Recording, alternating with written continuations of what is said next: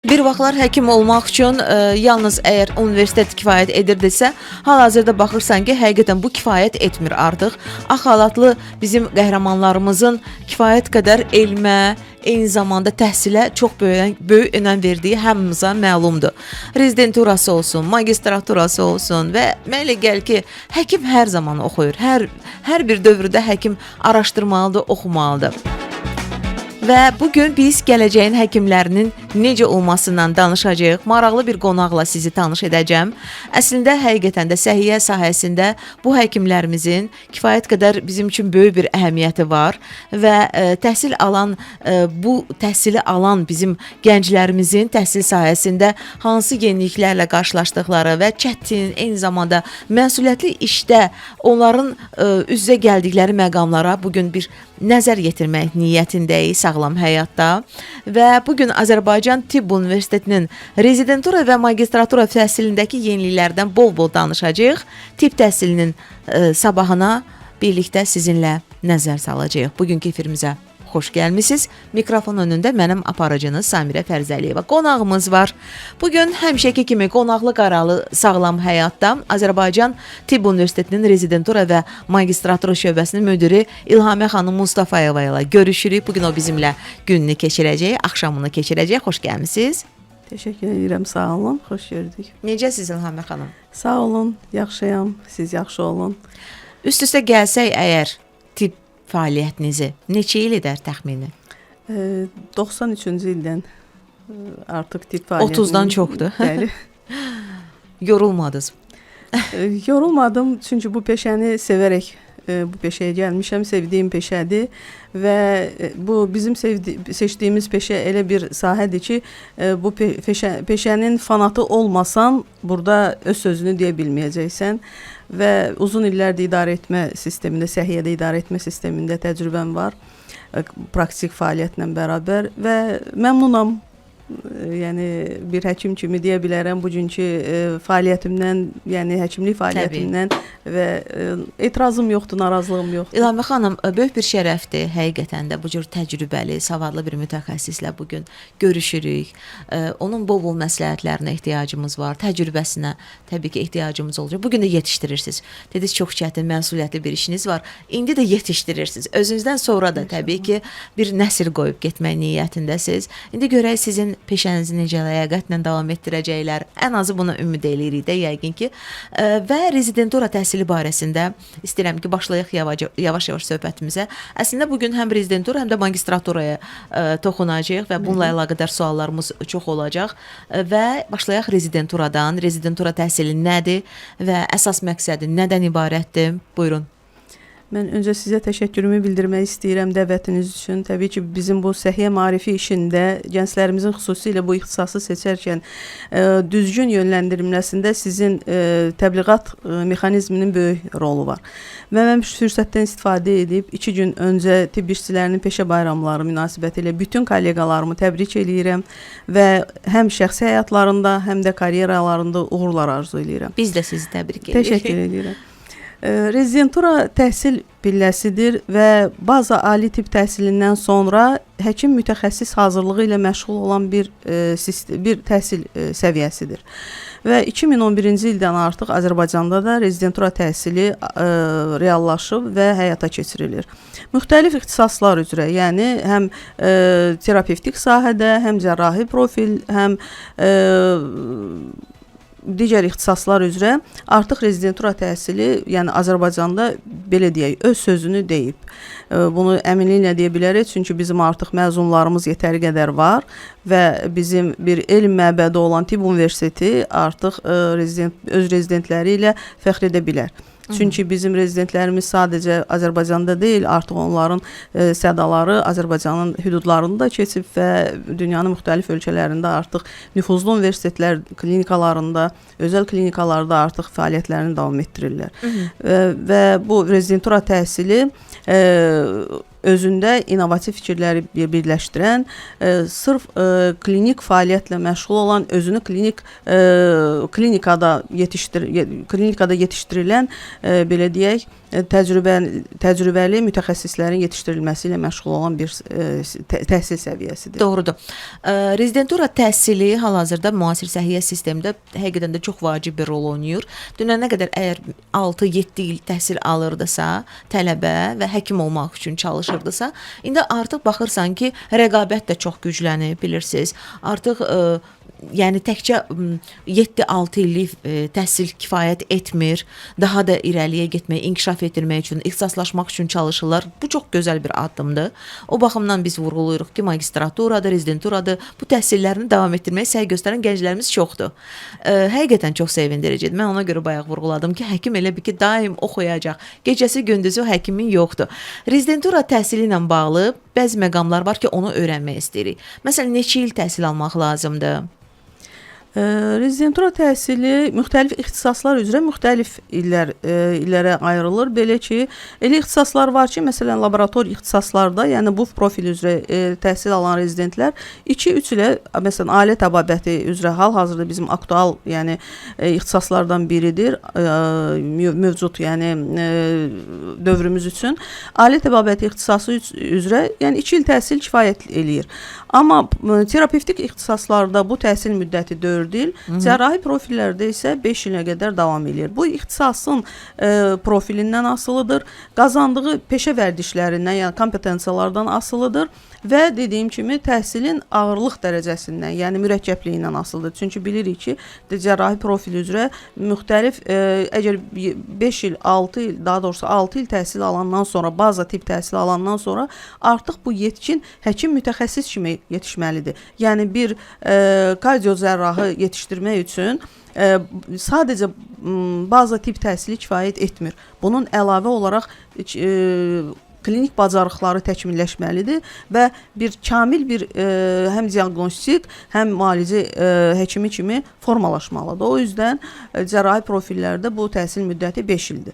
Yəni sizin verdiyiniz suala konkret olaraq cavab versək, bu ixtisasın profilindən və təbii ki, mürəkkəbliyindən asılı olaraq dəyişilir.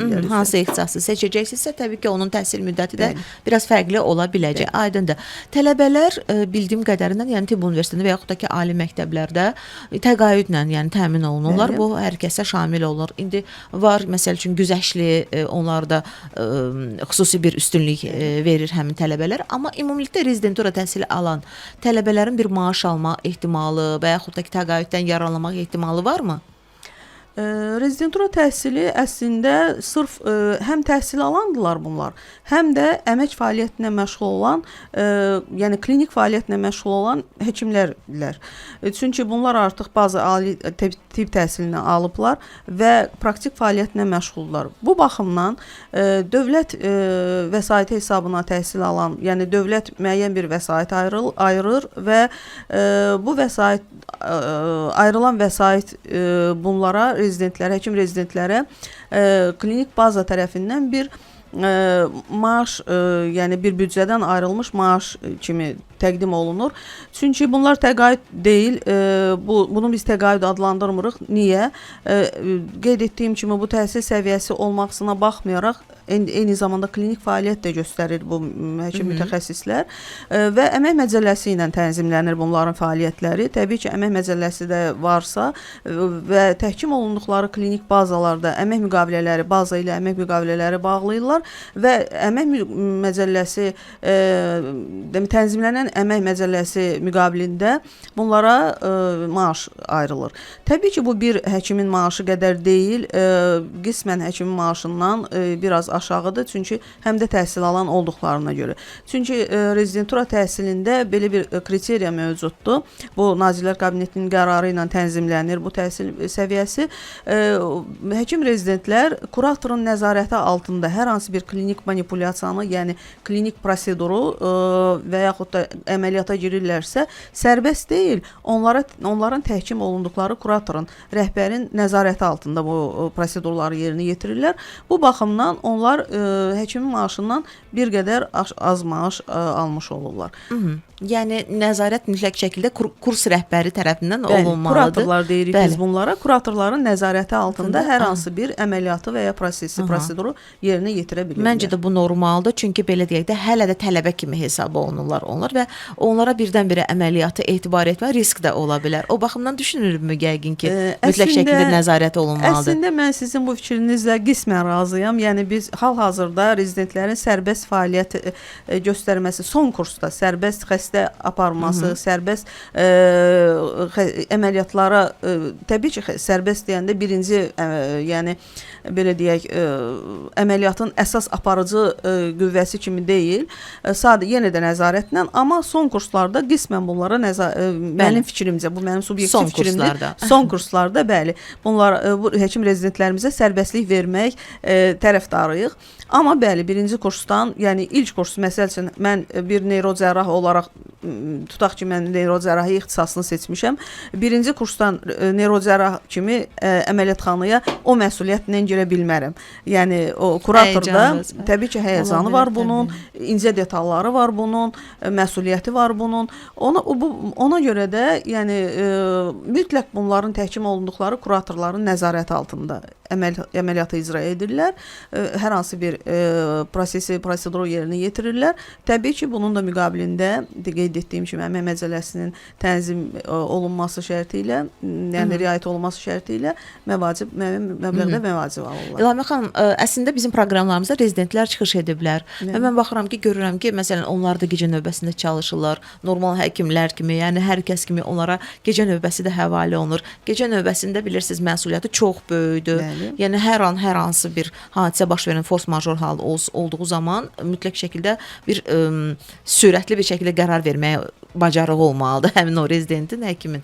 Və bunun ötəsindən də ki, təbii ki, gəlirlər deyə onlara bu vəzifə, yəni necə deyərlər, həvalə olunub. Bəli. İndi gəlirik rezidenturanın ümumiyyətlə bu imtahan mərhələsinə. Qəbul hər ilmi keçirilir, bilmək istəyirəm. Qəbul imtahanları digər qəbul imtahanlarından fərqlənirmi? Biraz bu barədə də danışaq. Təşəkkür edirəm. Mən sizin öncə gecə növbələri nüansına toxunum, ondan sonra qəbul prosesi barədə izahatımızı verək. Gecə növbələri təbii ki, bu bizim sanki bizdə bir stereotip formalaşıb ki, rezidentlər təhsil alandılar, amma bunlar tələbə deyillər. Yəni bunların boynunda bir məsuliyyət var. Çünki bunlar artıq baza tibb təhsilini alıblar, diplomlu həkimlərdirlər. Sadəcə həkim mütəxəssis olacaqlar. Ona görə də bunların yəni Təhsil Nazirliyinin, daha doğrusu Nazirlər Kabinetinin qərarında rezidentura təhsilinin məzmunu və təşkili qaydalarında belə bir bənd var ki, bunların təhsil proqramlarında hər bir rezident, yəni o da yəni ixtisasın profilinə uyğun olaraq hardakı gecə növbələri var, ayda 4 dəfədən az olmayaraq gecə növbələri verməlidirlər. Çünki bilirsiniz, sadəcə gündüz praktikası ilə, gündüz təcrübəsi ilə deyil, klinikada gecə növbələrində ağır xəstələr olur, yəni mürəkkəb situasiyalar olur və bu zaman rezidentura, mən yəni sözümün ilk cümlələrimdə də bunu ifadə etdim ki, sürətli qərar verən, kollektivdə işləyə bilən və daha innovativ fikirlərə malik olan bir mütəxəssislər olmalıdırlar bizim rezidentlər, bizim hədəflərimiz bunlardır. Məhz buna görə də onların gecə növbələrinə, amma bu şərtindən yenə də onların yəni rəhbər olaraq bir kuratoru, yəni gecə növbəsində olan əsas aparıcı həkimin nəzarəti altında bütün bu proseslər yerinə yetirilir. O ki qaldı sizin ikinci sualınıza, yəni qəbul proseduruna. Qəbul proseduru təbii ki, Dövlət İmtahan Mərkəzi tərəfindən tənzimlənir. İldə bir dəfə keçirilir və rezidenturaya qəbul prosesi tənzimlənərkən nəzərə alınır birinci, təbii indi hal-hazırda müasir dövrümüzün yəni tələblərindən biri olaraq əmək bazarının tələbləri. Yəni bugün hansı ixtisaslara bizim daha çox ehtiyacımız var? Yəni əmək bazarı hansı ixtisasları bizdən tələb edir? İkinci bir nüans maddi texniki baza. Yəni rezidenti biz qəbul etdik, əmək bazarında tələb var. Amma bu rezidenti hazırlayacaq bizim varmı bazalarımız, klinik bazalarımız və o klinik bazanın maddi texniki imkanları? Təbii ki, kadr potensialını biz unutmuruq. Burada kadr potensialını nəzərdən qaçırmaq olmaz. Klinik bazanın kadr potensialı mütləq nəzərə alınır. Ona görə də biz qəbul planı hazırlayarkən təbii ki, mütləq nəzərə alırıq əmək bazarını, əmək bazarının tələblərini, kadr potensialını, bazanı və maddi texniki imkanlarını. Qəbul planı hazırlanandan sonra təbii Dövlət İmtahan Mərkəzi tərəfindən 2 mərhələdən ibarət qəbul prosesi tənzimlənir, keçirilir. Bu birincisi baza fənlər üzrə aparılır imtahan. Bunu artıq baza tip təhsili alan, yəni bunu hər halda bütün tələbələrimiz bilirlər. Bilməyənlər üçün də bir maarifləndirici məlumat kimi bildirmək istəyirəm. Artıq 3-cü kursdan sonra, yəni baza tip təhsilinin 3-cü kursundan sonra artıq rezidenturanın 1-ci mərhələsini verə bilirlər. Yəni imtahana artıq daxil ola bilirlər və bu imtahandan artıq müvəffəq qiymətlər almış abituriyentlər, belə deyək, onlar artıq 2-ci mərhələyə, yəni ixtisas imtahanına, ixtisas seçiminə buraxılırlar. İxtisas seçiminin mərhələsində keçəndən sonra artıq bunlar müəyyən kriteriyalar daxilində öz ixtisaslarını, yəni topladıqları ballar üzrə, təbii bunların da öz arzuları nəzərə alınır. Məsələn, tutaq, yenə deyirəm, bu ürək damar cərrahiyyəsi elə profillər var ki, onlarda qəbul kriteriyaları daha yüksək, ballar daha yüksəkdir və daha sərtdir. Ona görə də yəni burada nəzərə alınaraq bu həkim rezidentlər artıq ixtisaslara yerləşdirirlər. Maraqlı məqama toxundunuz. Deməli, yüksək hardasın bal ürək damar cərrahiyyəsindədir. Sonra məsələn belə təqribi mamalıq ginekologiyadadır, oradadır, sonra ağız üst çənə cərrahi, plastik cərrahiyyədədir. Yəni bir sıra ixtisaslar var ki, bunlarda artıq, çünki bu ixtisaslar, məsələn, bayaq da dedim mən, neyrocərrahiyyə bir çox az bal toplamış, o demək deyil ki, yəni çox az bal toplamış az biliyə malikdir. Amma burada müsabiqədən kənarlaşdırılacaq. Amma yəni bu yenə də qeyd etdiyim nüanslar, məsələn, mama ginekologiyanın özündə də yüksək bal nəzərə alınır, nəzərdə tutulur daha doğrusu. Yenə də bu profillər üzrə, yəni bundan əlavə rezident özünü hazır bilməlidir. Yəni mən bu ixtisasa hazırammı? Bu ixtisası qazandım. Onun yoxsa balım düşdü. Mən bu ixtisası, yəni mən xahiş edirəm bu biraz düzgün qəbul olunsun.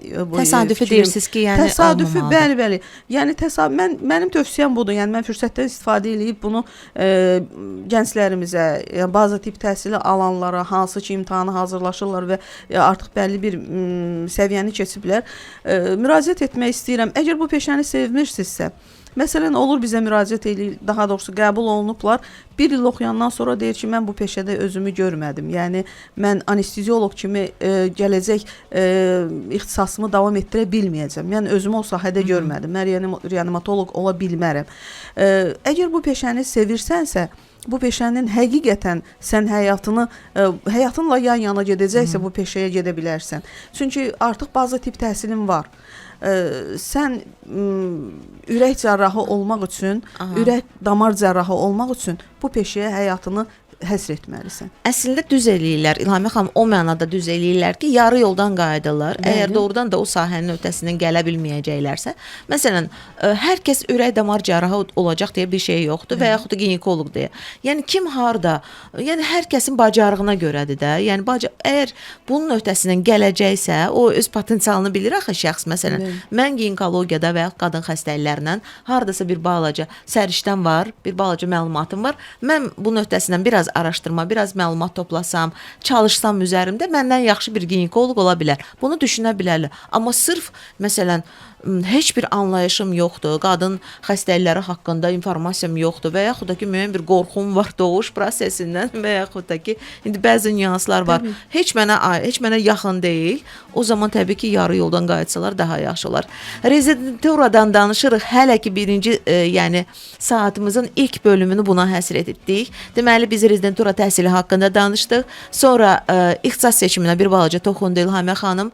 Təhsillə bağlı müddətini öyrəndik, nə qədər təhsil alacaqlar, bunu da öyrəndik. Əslində çox məqamlara toxunduq bu ilk bölümdə, amma digər bizim bölümümüzdə öyrənəcəyik görə rezidentura təhsilinin üstünlükləri nələrdir? Maaşı filan təqaüdü bildik. Başqa nə üstünlükləri olacaq və mövcud problemləri əslində nədir bu sahənin və birazdan bunların hər birinə də ayrı-ayrılıqda toxunacağıq. Diqqətiniz bizdə olsun. Sualınız varsa böyük bir məmnuniyyətlə eşitmək, yazmaq imkanınız var. Mən də səsləndirəcəm.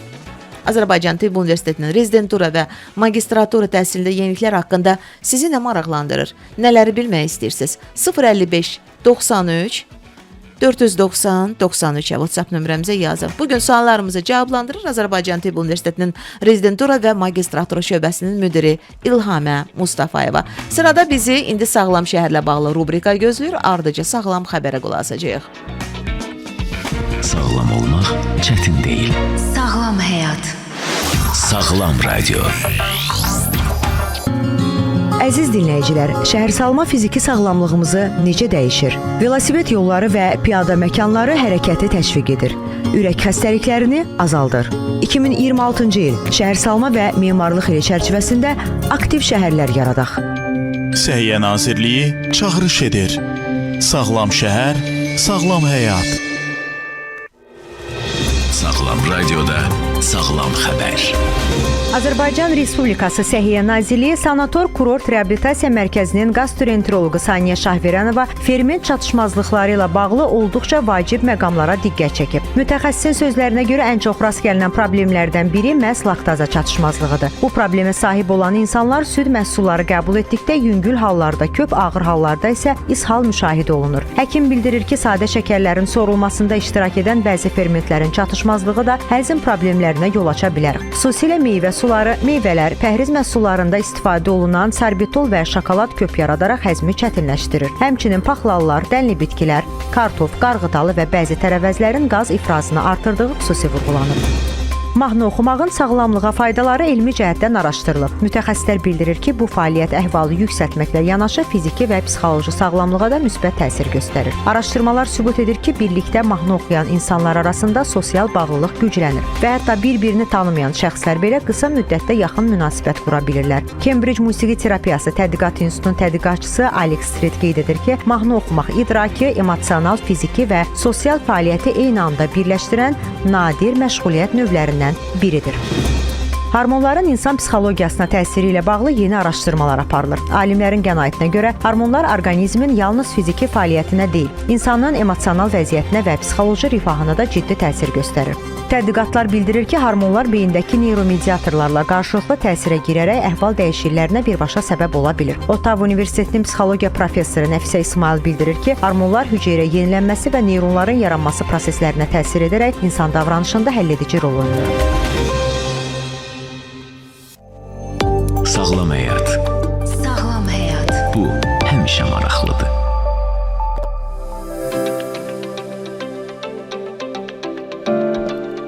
Sağlam həyatda maraqlı bir mövzudur bugün. Rezidenturallıqdan danışırıq. Ümumiyyətlə birazdan magistraturaya qəbulla bağlı danışacağıq, amma hələ ki öyrənmək istəyirik əslində rezidentlər kimlərdir? İnanın ki, biraz əvvəl mən elə bir faktlarla qarşılaşdım. Hətta deyərdim ki, afərin o rezidentlərə. Çünki birazdan toxunacağımız mənə gəlir ki, məqamlar sizin də marağınıza səbəb olacaq. Bugün tibb təhsili dedikdə yalnız bu diplom almaq nəzərdə tutulmamalıdır da. Həm də bu səhiyyə sisteminin tələbləri də axı dəyişib. Ona görə də bir peşəkar kadr kimi formalaşmaq üçün rezidentliyə də mənə gəlir ki, bir yönlənmək lazımdır, istiqamət götürmək lazımdır və nə yaxşı ki, Azərbaycan Tibb Universitetində rezidentura və magistratura yəni bir kafedrası var və şöbəsi var və oranın bugün rəhbəri ilə görüşürük və təcrübəli bir xanımdır. Azərbaycan Tibb Universitetinin rezidentura və magistratura şöbəsinin müdiri də İlhamə Mustafayeva. Maraqlı sual gəlib sizə İlhamə xanım. O suala cavab verək, sonra digər suallarım olacaq sizə, məni şok edən məqamlarla bağlı. Deməli, soruşur dinləyicimiz, 20-10 rezidentin əgər imtahana girdiyi ərəfədə, əgər hazırlaşırsa, ən çox hansı resurslardan və bir də kitablardan onun istifadə etməsi daha effektivdir? İmtahana hazırlıqdan soruşur. Mən yəqin ki, hər halda baza deyil, ixtisas imtahanından Dövlət bildiyim imtahana yerdən- deyir hazırlaşarkən. Yekun dövlət atestasiyasından söhbət. Dövlət imtahanı mı? Belə yazıb, bəli. Yazıb ki, rezidentur imtahanına, dövlət imtahanına, Dövlət mötərizədə. imtahanı. Aha. Aha. Bu hər halda bizim rezidentlərdən biri müraciət edir. Bizə çünki çox saylı müraciətlərdən biri də budur. Mən bir nüansı qeyd etmək istəyirəm ki, bu sadəcə bu gün rezidentura təhsili Tibb Universitetində hazırlanmır. Yəni bu sadəcə Tibb Universitetinə şamil deyil. Bu gün rezidentura təhsili səviyyəsi həm Naxçıvan Dövlət Universitetində də paralel olaraq aparılır. Eyni zamanda müxtəlif klinik bazalarda, yəni hal-hazırda Bakı şəhərində müxtəlif klinik bazalarda Seçinov adına 1-ci Moskva Dövlət Universitetinin Bakı filialında rezidentura rezidentləri var. Bir sıra klinikaların özlərinin baza kimi rezident artıq sərbəst qəbul edib, sərbəst klinik baza kimi rezident hazırlığı ilə məşğuldurlar. Çünki yəni mən birazdan bu sualın cavabına yəni cavab olaraq bildirmək istəyirəm. Ona görə də bu gün artıq rezidentlərimizin sayı sadəcə biz Tibb Universiteti ilə məhdudlaşmır. Klinik bazalarımızın sayı çoxdur. Lakin dövrü və yekun attestasiyalar Tibb Universitetində, yəni təhsil müəssisəsi olduğuna görə bütün mərkəzləşmiş qaydada dövrü və yekun attestasiya, yəni kursdan kursa keçərkən və bir də yekun dövlət attestasiyasını verəndə 2 mərhələdən ibarət olur. Bu da yəni test mərhələsi, yekun dövlət attestasiyası və bir də praktik mərhələ, praktik komponentdən. Biz bu il artıq yeni bir belə deyim, yekun dövlət attestasiyalarına və həm də dövrü attestasiyalarına bağlı bir dəyişiklik deməyək, biraz artıq fərqli istiqamət götürdük. Əslində hər bir rezident dövrü və ya yekun atestasiyaya hazırlaşarkən ona imtahan testlərinin hazırlandığı baza ədəbiyyatlar təqdim olunmalıdır. Təbii tibb təhsilində belə bir şey var. Yəni elə fənlər var, elə ixtisaslar var ki, məsələn, elə mövzular var ki, o bütün dünyada qəbul olunmuş standart protokollar əsasında, bilirsiniz, yəni hamının məlumatı var. Protokollar əsasında həyata keçirilir, təmin olunur. Amma bəzi nüanslar var ki, onu müxtəlif müəlliflər, daha doğrusu, müxtəlif ölkə müəllifləri, müxtəlif yəni fikirlər söyləyirlər və onların ədəbiyyat materialları da fərqli olur. Ona görə də biz artıq ekspertlər müəyyənləşdirdik. Təbii artıq bu yaxın günlərdə həmin ekspertlər tərəfindən baza suallar, hansı ki o testlər hazırlanaraq salınacaq yekun attestasiyaya və ya dövrü attestasiyaya, onlar hansı ədəbiyyatlardan istifadə edib testləri hazırlayıblarsa, o ədəbiyyatlar artıq rezidentlərə paylanılacaq. Konkret olaraq rezidentimiz yəni ixtisas göstərmədiyinə görə, mən yəni təbii mənim də sahəm olmadığına görə mən deyə bilmərəm hansı ədəbiyyatdan, amma onu mən xahiş edirəm öz bazası ilə və kuratorundan, təbii ki onun təhkim olunduğu kuratorla əlaqə saxlasın. Əgər yəni onu qane etməyən daha doğrusu cavab alarsa, birbaşa bizə yönlənsin, bizə müraciət etsin. Bizim şöbə tərəfindən onun yəni həmin rezidentin hansı ədəbiyyatlardan biz təbii testləri hazırlayan mütəxəssislərdən, ekspertlərdən testlərin hazırlandığı ədəbiyyat siyahısını rezidentlərə maksimal dərəcədə təbii onları təmin etməyə çalışırıq. Çünki mən bilirəm ki, rezidentlərin ən çox narahat edən bu gün əsas nüanslardan biri budur. Biz imtahana hazırlaşarkən, yəni testlərin hazırlandığı ədəbiyyat siyahısını əldə etməmiz, bunu ən yaxın müddətdə, yəni biz artıq özlərinə də məlumat vermişik, onları artıq ondan təmin etməyi düşünürük, deyir artıq düşünmüşük və artıq reallaşdıracaq. İlhami xanım, bir halda ki, ixtisaslardan danışmışkən bəlkə davam edək. Yəni rezidentlərin ən çox marağında olan ixtisaslara toxunaq və bir də tələbat nəyədir bu dəqiqə hal-hazırda? Mən belə deyim, rezidentlərimiz bütün ixtisaslara maraq göstərirlər. Bəli. Mən o deyə bilmərəm hansı ixtisasa daha az maraq var, hansına daha çox maraq var. Təbii yenə də deyirəm, burada istək, burada bu qabiliyyət, yəni xüsusi bacarıqlar var. Bəli, məsələn, bir də psixiatriya ixtisası bizdə ən aktual, ən çox yəni ehtiyac olan ixtisaslarımızdan biridir. Çünki bu gün bizim psixoloji vəziyyətimiz, yəni bu demək deyil bizim yəni ehtiyacımız var deyə biz bu ixtisası açaq və yaxud da bu ixtisasa belə deyək, rezident qəbul eləyək və yaxud da ki, təhsil aparaq. Amma bu gün istər böyüklərdə, istər kiçik yaşlı, yəni gənclərimizdə və məktəb yaşlı uşaqlarda təbii psixoloji yardım əsas vacib faktorlardan biridir və sevə-sevə bu ixtisası seçənlər də var. Amma məsələn bu ixtisasda özünü görməyənlər də var. Çünki məsələn qəbul olunurlar, birazdan sonra deyirlər ki, yox, bu ixtisas mənə biraz ağır gəldi, biraz daha çətinlikləri var. Təbii ki, bu ixtisasın spesifikası var. Dermatovenerologiya, yəni dəri zöhrəvi xəstəliklərlə məşğul olan mütəxəssislər, yəni siz misal olaraq yəni gətirmək istəyirəm. Burada da yəni ixtisası sevmək lazımdır.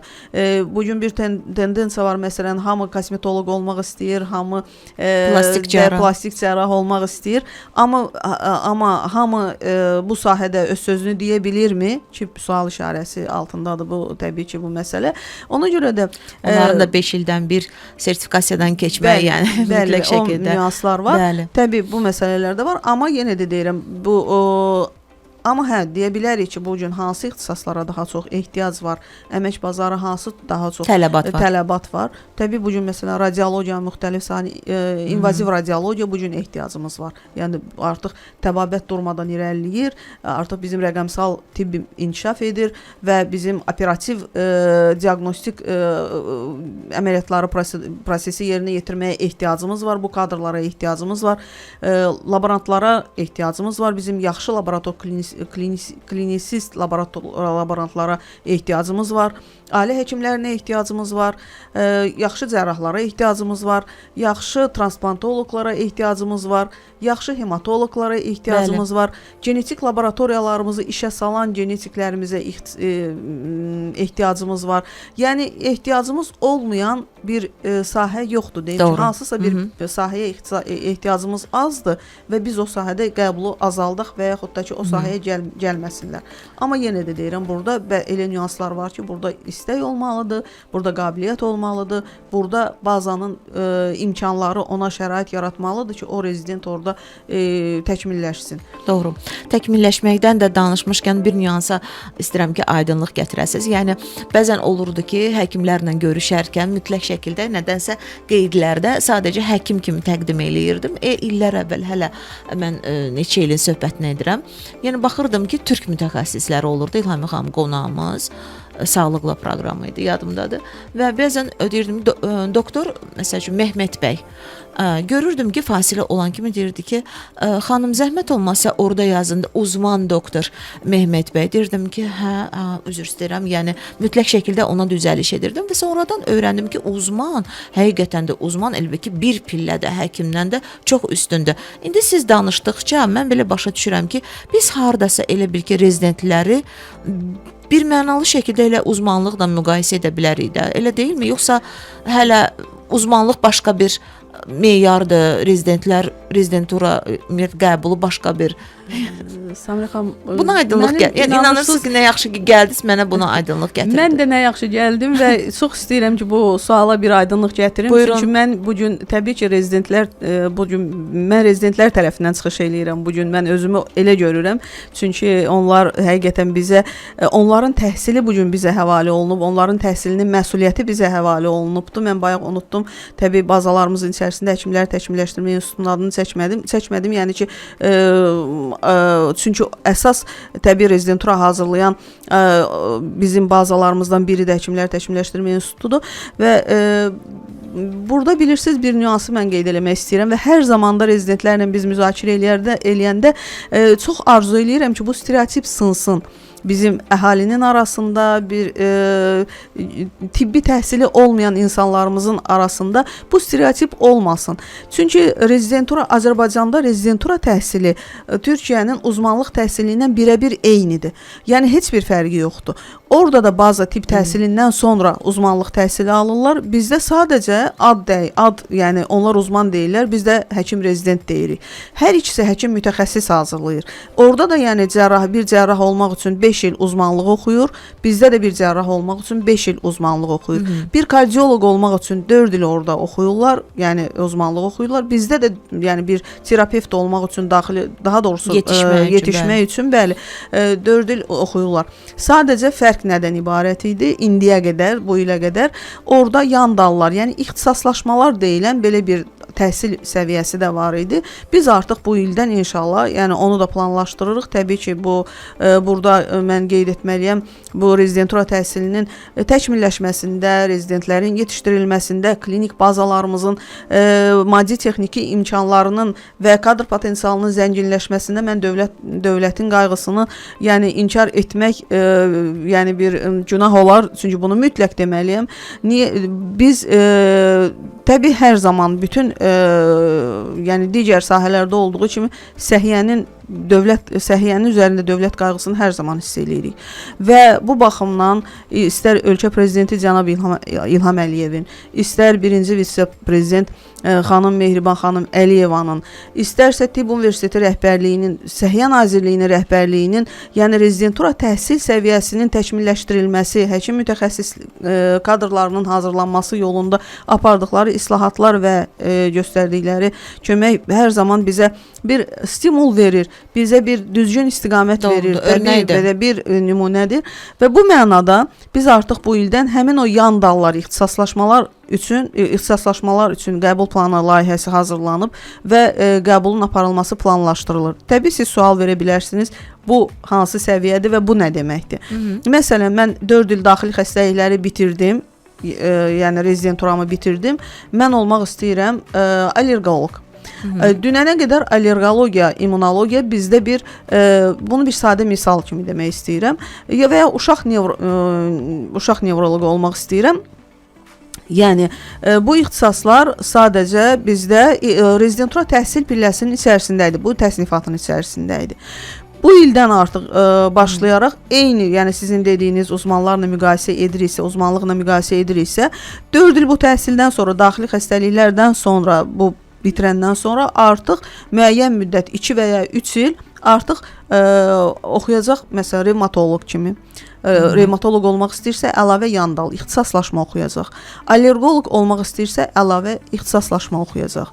Uşaq nefroloq olmaq istəyirsə və ya nefroloq olmaq istəyirsə, bu zaman əlavə neçə il oxuyacaq? Bu 2 və ya 3 il, o da ixtisasın profilindən asılı olaraq 2 və ya 3 il.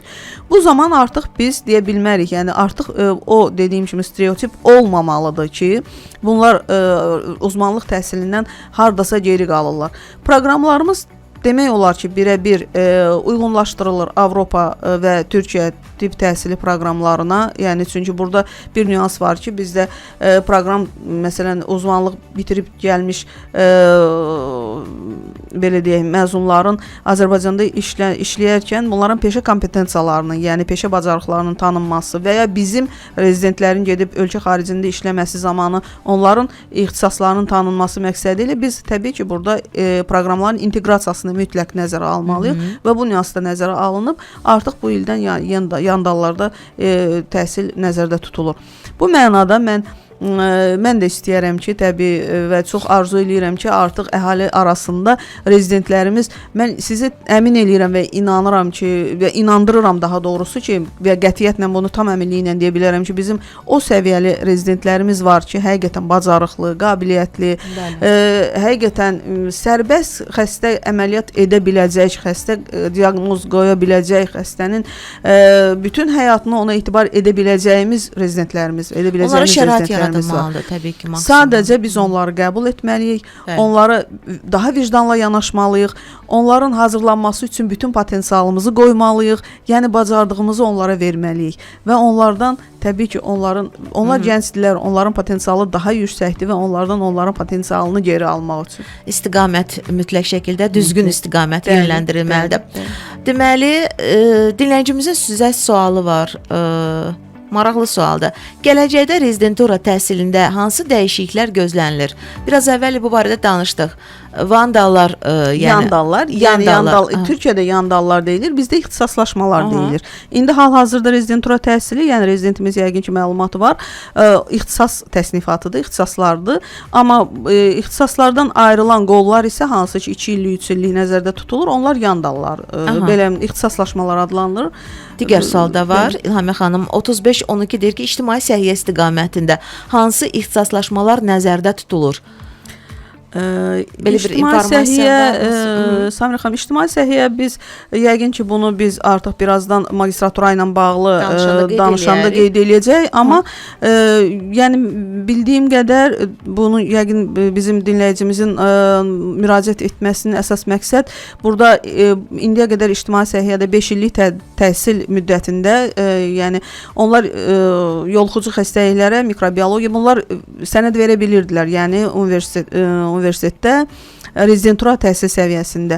Amma ictimai səhiyyə artıq keçən ildən bakalavr təhsili hesab olunduğuna görə, yəni bu ildən sonra qəbul olunan, bu ildən artıq yox, gələn ildən qəbul olunan artıq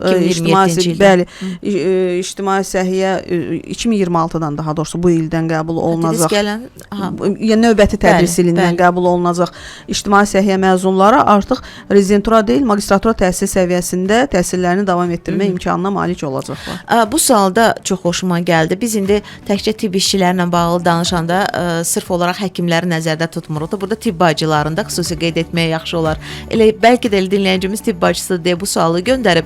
Tibb bacısı işi üzrə magistratura ixtisaslaşmalarının açılması nə qədər vacibdir?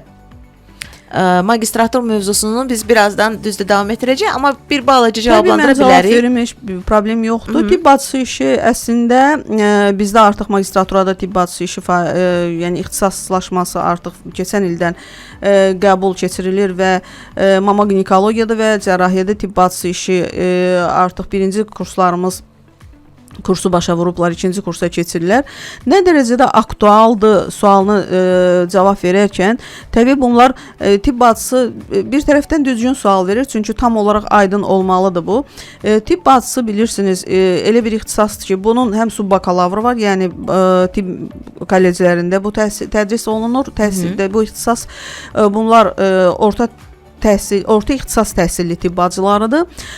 Bakalavriat, yəni səviyyəsində tibb universitetində, yəni təbii digər tibb fakültələrində də tibb bacısı ixtisası bakalavr təhsilidir. Bir də magistraturada. Magistraturada niyə vacibdir? Yəni əgər biz dünya təcrübəsinə baxsaq, gələcəkdə bu tibb bacıları artıq aparıcı klinikaların, aparıcı belə deyək, orta tibb işçisi personalının tərkibinə daxil olaraq aparıcı əsas heyətin, yəni burada həkimin birinci belə deyək də sağ əli, belə yəni biz el arasında deyəndə əsas aparıcı bir qüvvəsi və ikinci bir tərəfdən bunlar elmi pedaqoji fəaliyyətlə də məşğul olmaq imkanına malik olacaqlar. Yəni hal-hazırda magistraturada oxuyan tibb bacılarımız dissertasiya işləri müdafiə eləyirlər. Yəni bunlar magistr dissertasiyaları müdafiə eləyirlər. Gələcəkdə doktorantura təhsilini, yəni fərqli olaraq bazı digər kriteriyalardan doktorantura təhsillərini davam etdirə biləcəklər daha doğrusu və onlara imkan veriləcək ki, gələcəkdə tibb universitetində, tibb fakültələrində, daha doğrusu tibb bacıları üçün artıq bir pedaqoq kimi pedaqoji fəaliyyətlə də məşğul olsunlar. Bu onlar üçün açılmış bir təbii bir yoldur, bir elmi fəaliyyət üçün bir əsas istiqamətlərdən biridir. Əslində rezidentlərdə də belə bir şans var. Onlar da təbii ki, elmi fəaliyyətlə də məşğul ola bilərlər və bunun üçün də onlara şərait yaranır. Bəli, Samir xanım. Burada rezidentlərin elmi fəaliyyəti, yəni indi təbii həkimliklə yanaşı, praktik həkimliklə yanaşı. Hal-hazırda ən aktual bizim prioritet vəzifələrimizdən biri sadəcə klinisist həkim kimi deyil, yəni həkim mütəxəssis kimi deyil. Bunlar həm də elmi fəaliyyətlə məşğul olan bir araşdırmacı, yəni gələcəyin bir araşdırmacı, tədqiqatçısı kimi yetişdirməkdir. Ona görə də bizim artıq ənənəvi haldır, artıq qeyd etdiyim kimi 2011-ci ildən bəri ildə bir dəfə bizim rezidentlərin və magistrantların elmi praktik konfransı böyük respublika səviyyəsində ATUREK adlanan bir bəlkə də məlumatınız var, elmi praktik konfransı keçirilir və bu konfransda il ərzində əslində rezidentlərin elmi praktik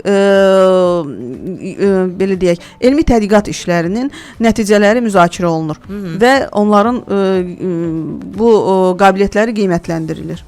Belə, mövzunu davam etdirəcəyik. Maraqlı bir əslində məqamlara aydınlıq gətiririk. Sadəcə rezidentura ilə bağlı mövzumuz hələ ki belə deyək də bağlanmır. Çünki arada bir sual gələrsə mütləq şəkildə cavablandıracaq. Amma birazdan sağlam həyatda biz magistratura ilə bağlı sualları cavablandıracağıq. Məsələn, magistratura imtahanları ümumiyyətlə necə aparılır? Hazırlıq prosesi nədən ibarətdir buna? Və eyni zamanda hansı ixtisaslar məsəl üçün daha realdır hal-hazırda və bunun üçün də geniş imkanlar yaranıb məhz magistraturanın təhsilini alanlara və s. Bunların hamısına aydınlıq gətirəcəyim. Mən bir daha xatırlatma edim ki, bugün biz görüşürük Azərbaycan Tibb Universitetinin rezidentura və magistratura şöbəsinin müdiri İlhamə xanım Mustafayeva ilə üzr istəyirəm və siz də suallarınızı göndərə bilərsiniz.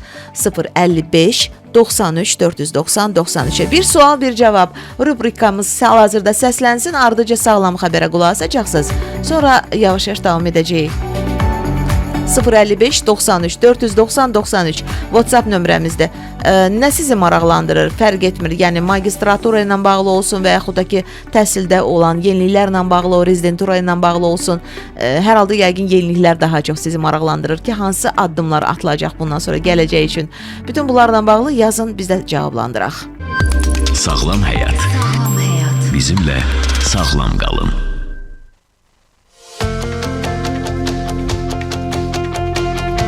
İkinci saata keçid almışıq. Dostlar, axşamınız xeyirli olsun və bir daha xatırladıram. Bugün maraqlı bir qonaqla sizə tanış edirəm.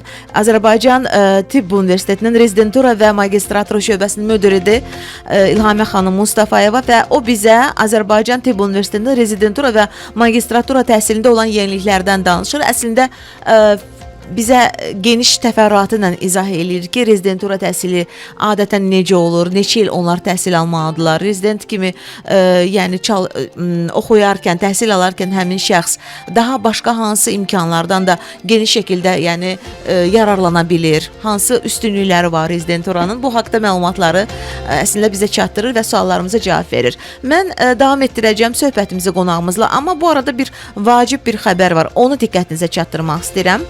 Səhiyyə Nazirliyi və Dövlət Gömrük Komitəsinin nümayəndələrinin iştirakı ilə dərman preparatları, tibb vasitələri və sanitariya nəzarətinə düşən malların ixal-ixrac əməliyyatlarının tənzimlənməsinə həsr olunmuş işgüzar görüş keçirilib. Görüşdə Səhiyyə Naziri Teymur Musayev və Dövlət Gömrük Komitəsinin sədri Şahin Bağırov iştirak ediblər. Tədbirdə dərman vasitələrinin qaçaqmalçılığı ilə mübarizə, psixotrop maddələrin qanunsuz dövriyyəsinə gömrük nəzarətinin gücləndirilməsi, eləcə də əhalinin keyfiyyətli və təhlükəsiz dərman vasitələri ilə təminatının yaxşılaşdırılması məsələləri müzakirə olunub. Həmçinin məlumat mübadiləsinin təkmilləşdirilməsi, elektron inteqrasiya imkanlarının genişləndirilməsi və risklərin qiymətləndirilməsi mexanizmlərinin gücləndirilməsi istiqamətində də fikir mübadiləsi aparılıb. Tərəflər dərman və tibb vasitələrinin ixal-ixrac proseslərində şəffaflığın artırılması, nəzarət mexanizmlərinin təkmilləşdirilməsi və qurumlar arası əməkdaşlığın daha da genişləndirilməsi istiqamətində birgə fəaliyyətin davam etdirilməsi barədə də razılığa gəliblər. İkinci saatdayıq. Dostlar, sağlam həyatdasınız. Bir daha xatırladıram, bugün biz rezidentura və magistratura haqqında danışırıq. İndi keçid alırıq artıq magistratura ilə bağlı olan suallarımıza. İndi öyrənək görək İlhamə xanımdan. Azərbaycan Tibb Universitetində magistratura hazırlığının əsas məqsədi nədir? Buyurun. Çox sağ olun. Demək, Azərbaycan Tibb Universitetində artıq illərdir ki, magistratura müxtəlif sahələr üzrə magistrlar hazırlanır və magistratura təhsil səviyyəsində artıq tədris aparılır. Və burada təbii məqsəd qeyd etdiyim kimi elmi tədqiqat qabiliyyətli demək mütəxəssislər, elmi pedaqoji mütəxəssislərin hazırlanmasıdır. Bu sadəcə burada hazırlanan mütəxəssislər, yəni magistratura təhsili alan mütəxəssislər tədqiqat yönümlü, qabiliyyətli və istər sənayedə, istər istehsalatda, istər elmdə, istər pedaqoji fəaliyyəti ilə xüsusi, yəni belə deyək, hazırlanmış mütəxəssislər hədəflənir və bu sahədə artıq yetərincə təcrübəyə malik bir təhsil ocağıdır Tibb Universiteti. 2026-2027-ci tədris ili üçün qəbul planında hansısa bir yeniliklər və yaxud da ki, əsas istiqamətlər yer alacaqmı? Və hal-hazırdakı vəziyyətlə də inşallah ki, yəni həm onu müqayisə eləyərsiniz, həm də gələcəkdə mən bilirəm ki, biraz əvvəl rezidentura ilə bağlı qəşəng təkliflər, maraqlı təkliflər irəli sürdünüz. Magistraturada bu keçərli olacaqmı? İnşallah ki. Əlbəttə ki, magistratura təhsili də, yəni ömür boyu təhsil prinsipinə əsaslanır. Yəni burada artıq yəni illərdir bu magistratura ixtisasları üzrə psixologiya, menecment, biologiya, əczaçılıq sahələri demək ixtisasları üzrə və bu ixtisasların ixtisaslaşmaları üzrə tədris təşkil olunur. Təbii burada baza tibb təhsilindən deyil, burada artıq bakalavr təhsilindən sonrakı təhsil səviyyəsidir. Yəni bu deməkdir ki, sadəcə tibb universitetinin tələbələri deyil, bakalavr bu ixtisaslara, sadaladığım ixtisaslara burada bu ildən siz artıq 2026, yəni növbəti tədris ilindən 27-ci tədris ilindən danışırıqsa, burada artıq bir sıra ixtisasların adlarını mən sadalaya bilərəm ki, belə ki, qidalanma dietologiya, yəni aktual bir təbii ixtisasdır. Tibb bacısının işində artıq biraz genişləmə, bayaq da biz toxunmuşduq bu məsələyə.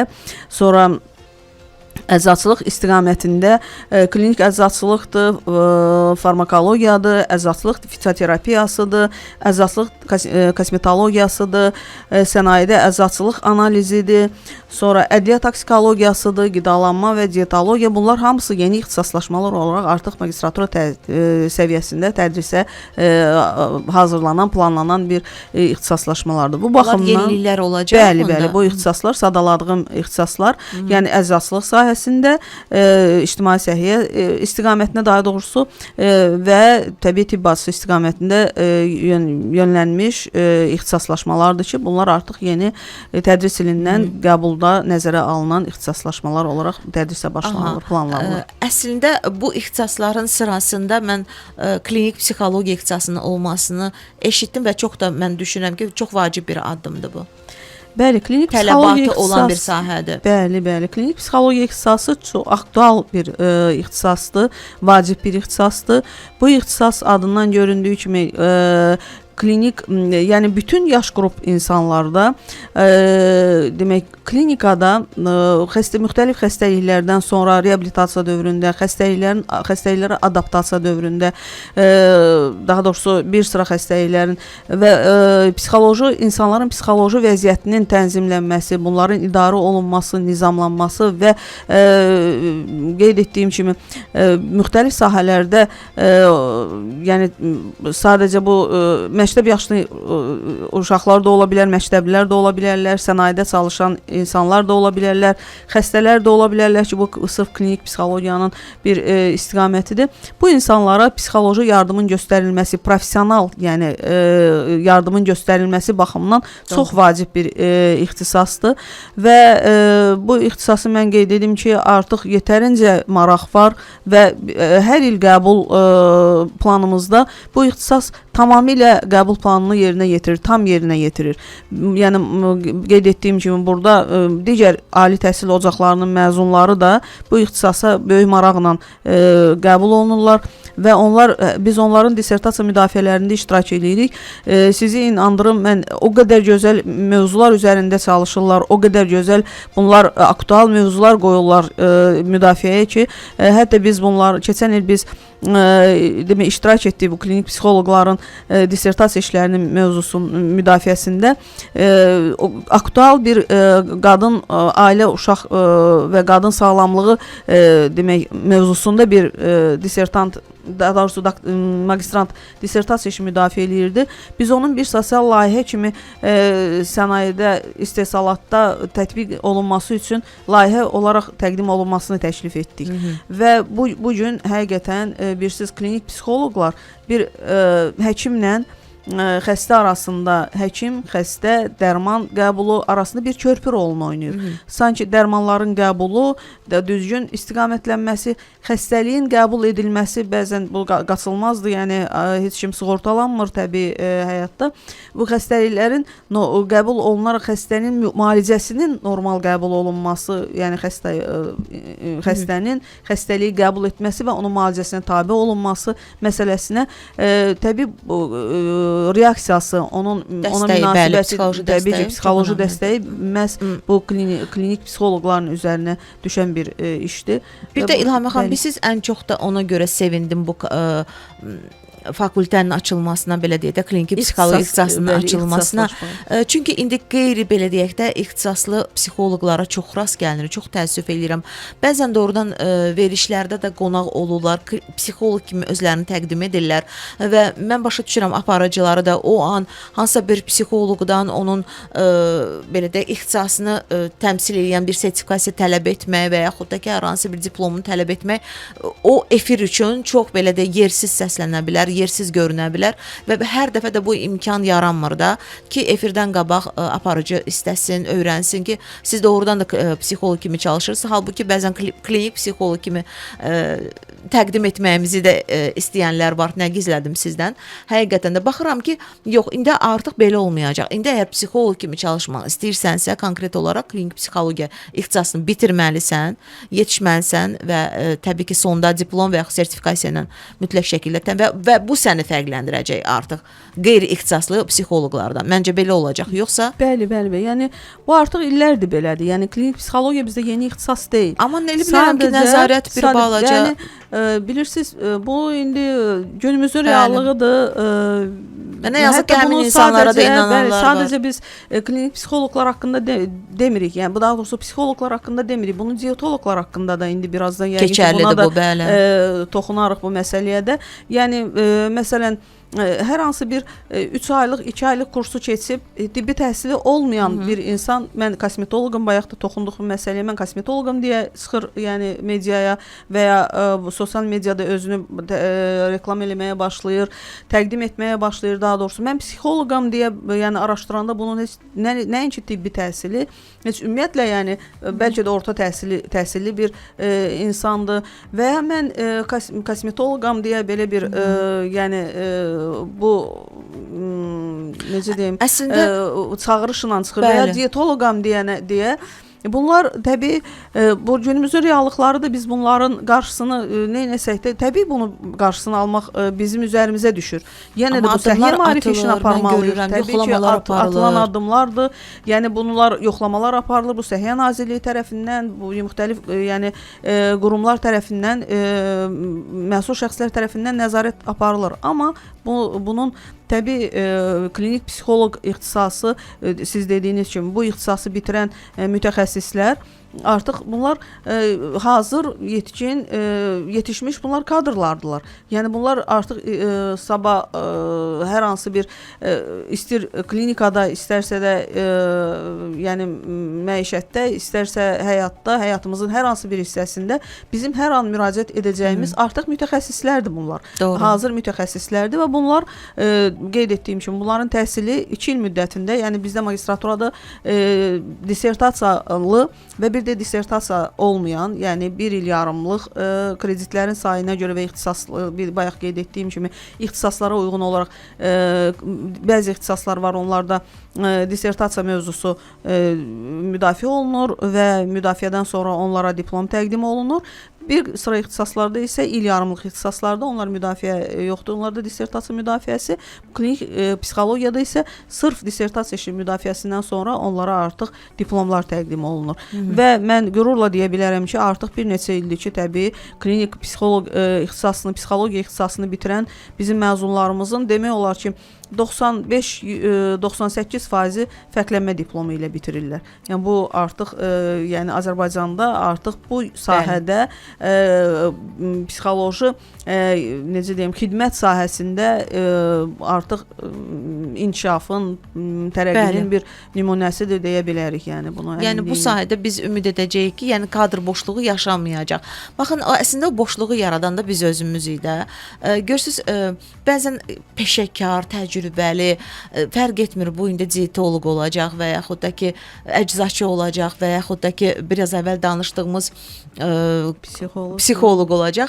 Yəni bəzən həqiqətən bu hər bir sahədə belədir. Bəzən təcrübəli adamlar o qədər kənara çəkilirlər İlhamə xanım ki, o yeri də, o boşluğu da həmin o səriştəsiz həkimlər, əgər belə dedik, onları adlandırırıqsa, yəni onlar tutur və ona görə də biz özümüz məcbur olub onlara müraciət edirik də, düzdürmü? Yəni ona görə hər zaman o boşluq boş qalmamağı üçün biz daha çox o təcrübəli insanları mən nəzərdə tuturam, həkimləri nəzərdə. Siz əksinə daha da irəli getməlisiniz, daha da siz olmalısınız. Öndəki insanlar, şəxslər sizi görsünlər. Yəni bu həkim belə olmalıdır deyə mən belə düşünürəm. Sabri xanım, mən icazə verin burada sizlə biraz nisbətən razılaşmayım o mənada ki, buyurun. Burada həkimlərin deyil, burada həkimlərə müraciət, yəni dırnaqarası həkimlərə, dırnaqarası psixoloqlara, bayaq dediyim kimi kosmetoloqlara, dietoloqlara, plastik cərrahlara müraciət edən əhalinin üzərinə məsuliyyət düşür. Mən ona görə dedim biz. Bəli.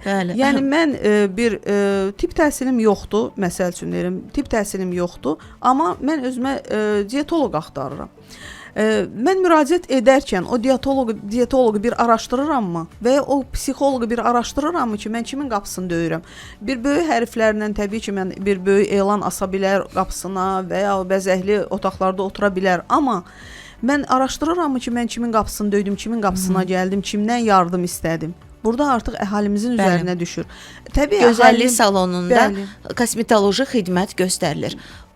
Bunun astanasından da daxil olan bizik. Bəli, çox təəssüf ki, yəni bizdə artıq əczaçılıq kosmetologiyası açılır. Hər kosmetoloji yardım çoxdur. Kosmetoloji vasitələr də çoxdur. Təbii bu bizim mövzumuzdan kənar deyil, birbaşa bizim mövzumuzun içərisindədir. Çünki bu il aktual mövzulardan biri, aktual ixtisaslaşmalardan biri də budur. Təbii ki, əczaçılıq kosmetologiyası.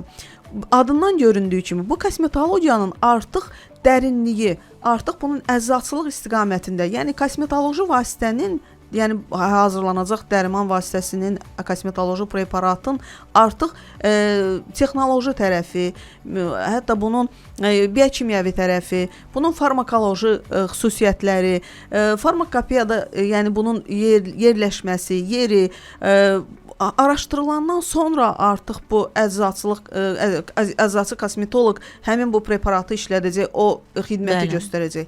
Amma bugün sizin qeyd etdiyiniz kimi mən yenə də burada yəni kim bu biraz təvazökarlıqdan uzaq olsa da, yəni heç bir həkim özünü nə qədər professionaldırsa bir o qədər az reklam eləyir. Mən belə düşünürəm. Yəni nə qədər çox reklam eləyən özünü reklama yaxşı ehtiyacı, reklama ehtiyacı olmamalıdır. Məncə, yəni nə qədər reklam eləyirsə bir o qədər demək ehtiyacı var bunun. Ona görə də bizim əhalinin maariflənməsində məncə ehtiyac var. Suallar var sizə. 055 93 490 92. Bu arada çox maraqlı bir efir gedir. Bizə qulaq asanlar varsa, mənə elə gəlir ki, çox səmimi və eyni zamanda dürüst bir söhbəti dinləyirlər və çox az olur bu efirlərdə. Gəlin bunu da etiraf eləyək. Ona görə də biz çalışırıq ki, günümüzün problemini və hətta mən danışarkən də fikir versə biz deyirəm. Çünki bu bizim əslində bizim hardasa qəbahətimizdir ki, biz həmin həkimlərə, yox digər həkimlərə o bir-birindən o qədər razılaşmasaz da, amma yenə də həmin o boşluğu yaradan da o peşəkar savadlı həkimlərimizdir ki, onlar kənara çəkiliblər və yeri veriblər həmin şəxslərə. Öndə olsalar, mənə elə gəlir ki, biz həmin həkimləri daha yaxşı tanıyarıq. İnşallah, mən bilirəm ki, bu səhiyyə maarifi işləri bunlara kömək eləyəcək. İnşallah. Bir də ixtisaslardan mən istəyirəm ki, birazdan biz menecmentliyə də toxunaq. Yaxşı. Mənə gəlir ki, son illərdə bu ixtisasa da maraq artıb. Biraz gənclərimiz həkimlikdən əlavə həm də biraz istəyirlər ki, bu sahədə bir menecer kimi özlərini sınasınlar.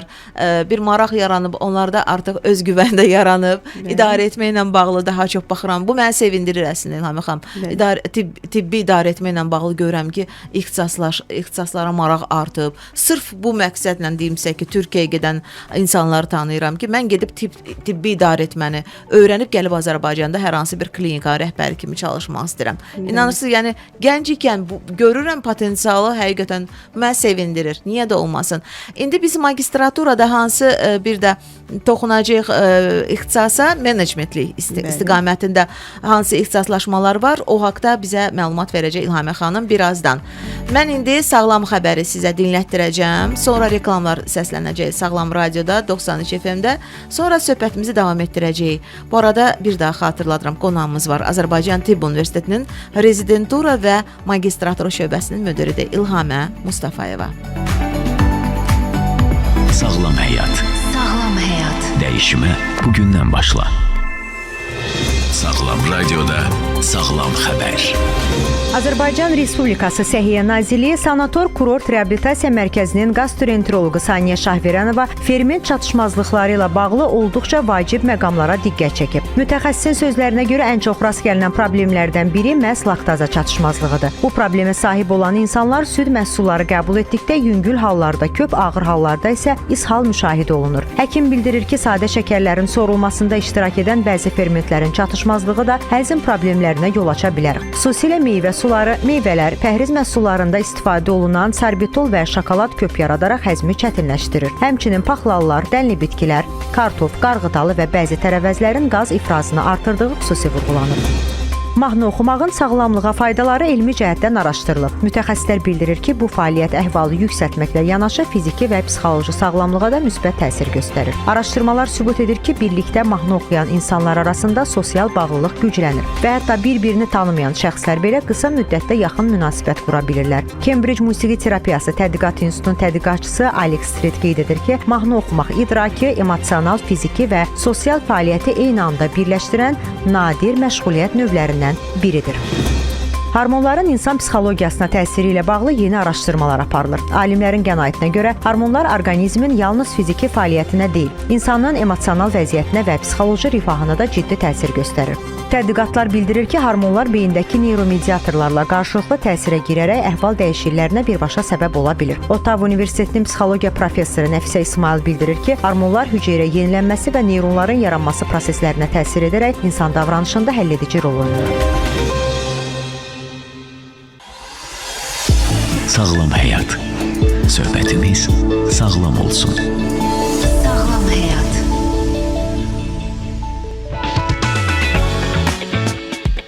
Davam edirik. Azərbaycan Tibb Universitetinin rezidentura və magistratura təhsilində olan yeniliklər barəsində danışırıq. Qonağımız bugün elə Azərbaycan Tibb Universitetindəndir.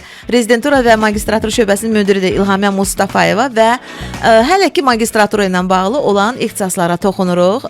Görək bu dəqiqə hansı yeniliklər var ixtisaslarda və dayandıq menecmentliyin üzərində. Çünki menecmentlik istiqamətində baxıram ki, ixtisaslaşmalar kifayət qədər nəzərdə tutulur və onların da kifayət qədər rola malik olduğu vurğulanacaq indi İlhamə xanım tərəfindən.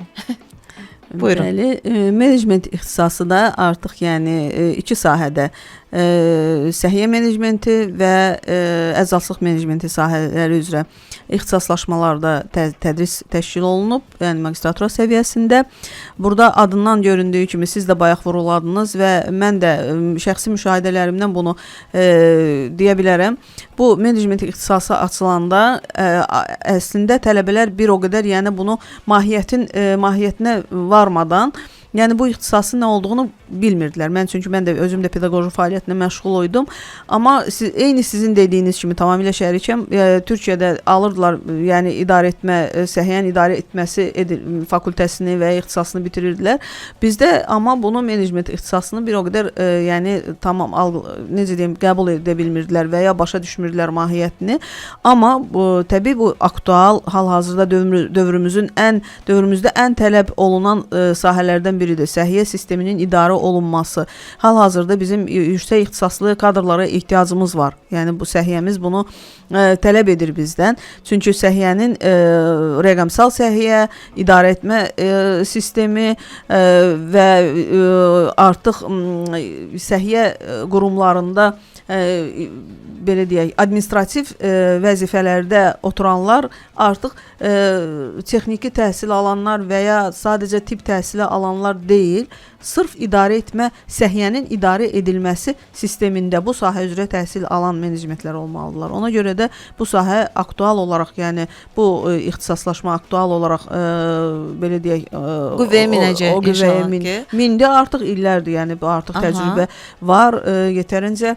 Bu həm də şamil olunur əzaslıq menecmentinə, çünki burada da dərman sahəsində, dərman istehsalı sahəsində əzaslığın texnoloji tərəfdən idarə olunması və nəzarətin əzaslıq nəzarətinin təşkil olunması sistemində təbii ki, səhiyyə menecmenti ixtisaslaşmasına çox böyük ehtiyac var. Burada da dediyim kimi artıq yetəri qədər bizim məzunlarımız artıq sənayeyə və istehsalata təqdim olunubdur. Qidalama və dietologiya haqqında biraz əvvəl danışdınız, məlumat verdiniz. Yəni əczaçılıqla da bağlı kifayət qədər qeydlərinizi etdiniz. Bu ixtisaslar səhiyyə sisteminə də yəni artıq əlavə olunub və fizioterapiya üsulu barəsində deyim sizə ki, mənə elə gəlir ki, bu ixtisasa da maraq çox olacaq. Var və elə bilirəm ki, gələcəkdə də bu ixtisas həqiqətən yəni kifayət qədər rola malik olacaq. Çünki fizioterapevtik üsullardan yararlanmaq istəyən kifayət qədər bizim pasientlərimiz də var. Hər hansı bir cərrahi əməliyyatdan sonra mütləq şəkildə bilirəm ki, reabilitasiya vacibdir. Ona görə də fizioterapiya bu zaman onların çox köməyinə gəlir. Bir növ dəstəyi verici bir üsul kimi və bundan sonra da belə bir fakültə olacaq, belə bir ixtisas olacaq. Bəli, demək fizioterapiya əslində bizdə keçən ildən artıq qəbul prosesi başlanılıb və bu sahə üzrə bizim tədrisimiz davam edir. Təbii fizioterapiya sizin də qeyd etdiyiniz kimi bütün yaş qruplarında, əhalinin müxtəlif belə deyək də qruplarında ehtiyac var. Burada sadəcə xəstəliklərdən sonra reabilitasiya dövrü deyil, burada pediatrik fizioterapiya, ondan sonra travmatologiyada, travmatoloji yəni zədələnmələrdən sonra, travmalardan sonra reabilitasiya, sonra əməliyyatlardan sonra reabilitasiya, yəni bu ortoz protez, yəni bu proseslərdən sonra bu problemlər daha doğrusu tələbat yaradır ki, bu ixtisaslaşma açılsın. Məhz qeyd etdiyim kimi, bayaq mən bunu rezidenturada da qeyd etdim. Bir ixtisaslaşmanı açarkən mütləq qaydada əmək bazarının tələbləri nəzərə alınır. Çünki biz artıq istər təhsil proqramlarını hazırlayarkən, istər qəbul planını təqdim edərkən, hazırlayarkən, planlayarkən mütləq əmək bazarının nümayəndələrini dəvət edir və onların fikirlərini alırıq. Burada nevrologiyada fizioterapiya, pediatriyada demək fizioterapiya, ortopediyada və yaxud da və sairə demək sahələrdə fizioterapiya ixtisaslaşmalarının açılması məhz hal-hazırda əmək bazarının tələblərinə uyğun olaraq nəzərdə tutulub və bundan sonra da təbii o ixtisaslaşmalar artıq tələblərə uyğun olaraq hesablanır, yəni artırılması hesablanır ki, bunlar yəni yenə qeyd edirəm, aktual ixtisaslardır və bunlar sadəcə insanların profilaktik baxışlarının profilaktik sağlamlığı üçün deyil, həm də bunların ən böyük amil bunların yəni reabilitasiya mərhələsini, xəstələnmələrdən və zədələnmələrdən sonraki reabilitasiya mərhələsini normal keçirməsini, yəni bunların professionallara etibar edilməsi məqsədini daşıyacaq. Doğru. Həm də gənclər üçün yeni karyera imkanları da yəni yaratmış olacaq. Bəli, başlayacaqsınız. Bəli. Bir sualım da olacaq sizə. Rezidentura bazalarının coğrafiyasının genişləndirilməsi, xüsusilə bu Xankəndi, Qarabağ bölgəsini vurğulamaq istəyirəm və digər böyük şəhərlərimizdə yeni klinik bazaların yaradılması, gələcəkdə belə bir planlar varmı? Mən xüsusən indi Qarabağa daha çox vurğulayıram. Çünki ən əsas bu dəqiqə diqqətimiz, prioritetimiz məhz Qarabağı dirçəltməkdir, necə deyirlər. Bəli, əlbəttə ki, bu sadəcə rezidenturaya şamil olunmur, həm də magistraturada, çünki bizdə rezidenturada təhsil proqramlarında, tərtib olunmuş təhsil proqramlarında rezidentura təhsili rotasiyalar üzərində qurulur.